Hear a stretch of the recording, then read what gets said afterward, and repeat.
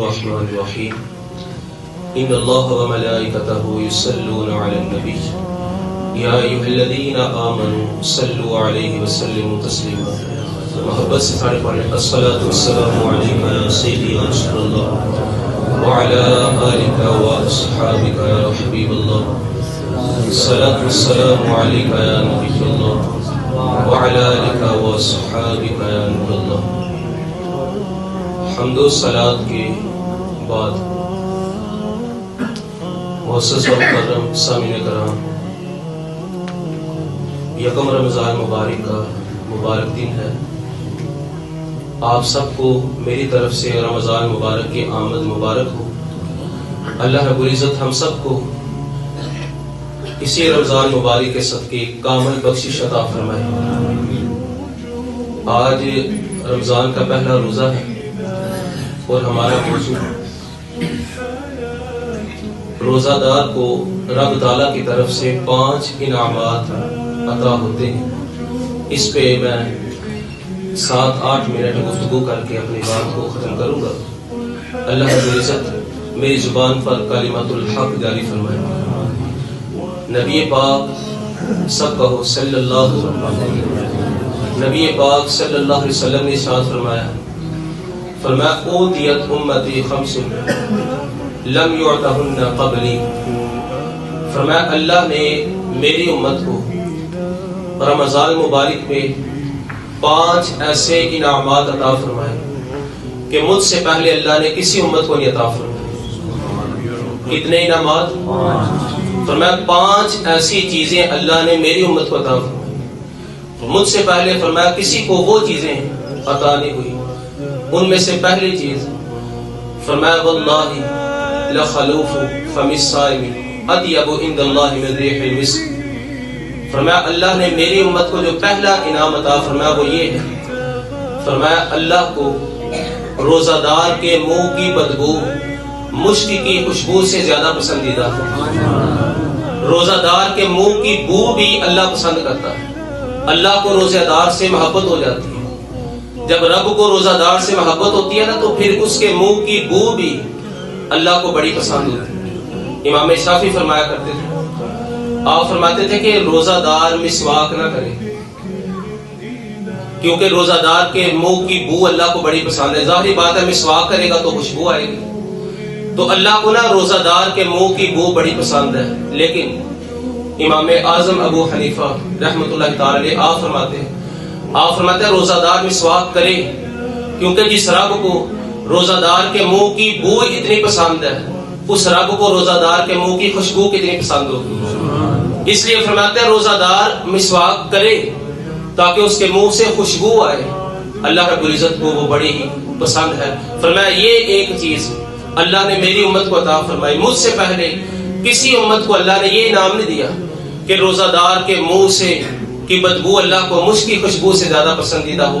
یہ صرف سرکار کی امت کو اللہ رب العزت نے عطا فرمایا. دوسرا انعام جو اللہ نے اپنے محبوب کے ذریعے حضور کی امت کو عطا فرمایا تستغفر لهم الحتیان حتی یفطروا.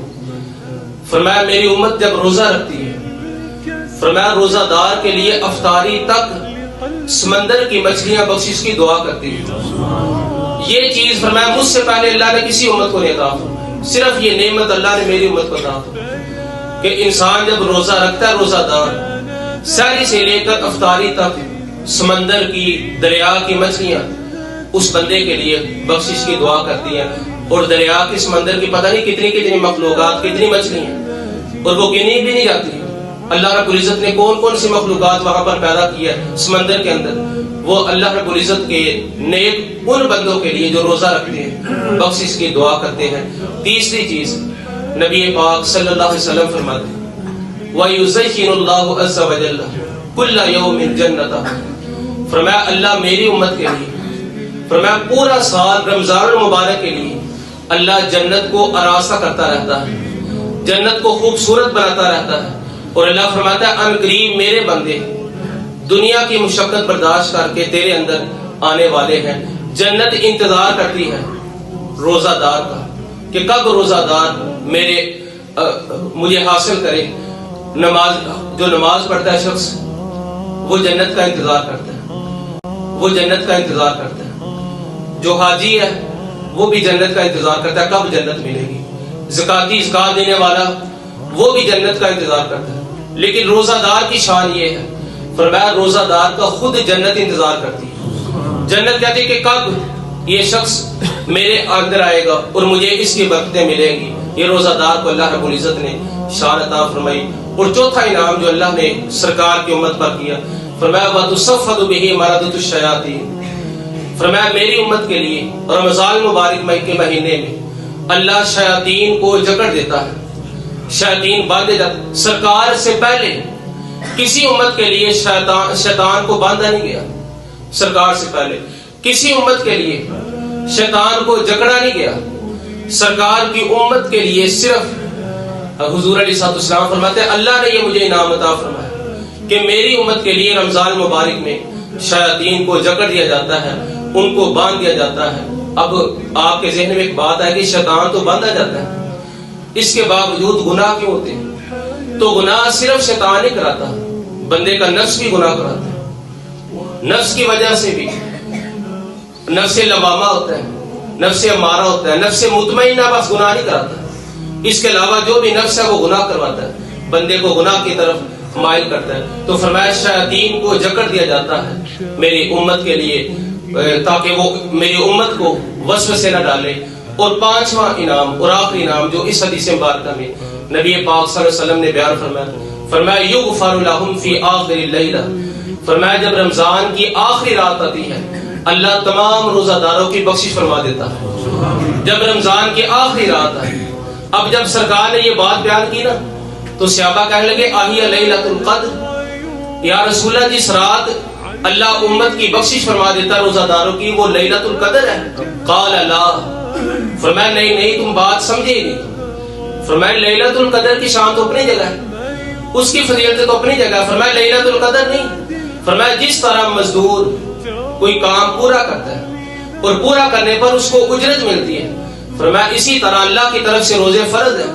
فرمایا جب تم روزے سارے رکھ لیتے ہو پھر اللہ تمہیں مزدوری یہ دیتا ہے کہ اللہ تمہاری بخشش فرما دیتا ہے۔ فرمایا یغفر لهم فی آخر اللیلہ، اللہ روزہ داروں کی آخری رات بخشش فرما دیتا ہے۔ اللہ رب العزت کا شکر ہے کہ اس نے زندگی میں ہمیں رمضان مبارک کی عظیم نعمت عطا فرمائی۔ پتہ نہیں اگلے سال ملے کہ نہ ملے، یہ بخشش کا مہینہ ہے۔ ہر بندہ اس رمضان مبارک کے ایک ایک لمحے کو غنیمت جانتے ہوئے اس میں رب تعالیٰ کی عبادت، اللہ رب العزت کی طرف توجہ، اللہ رب العزت کا ذکر کرے، اس کے ایک ایک لمحے کو غنیمت سمجھے۔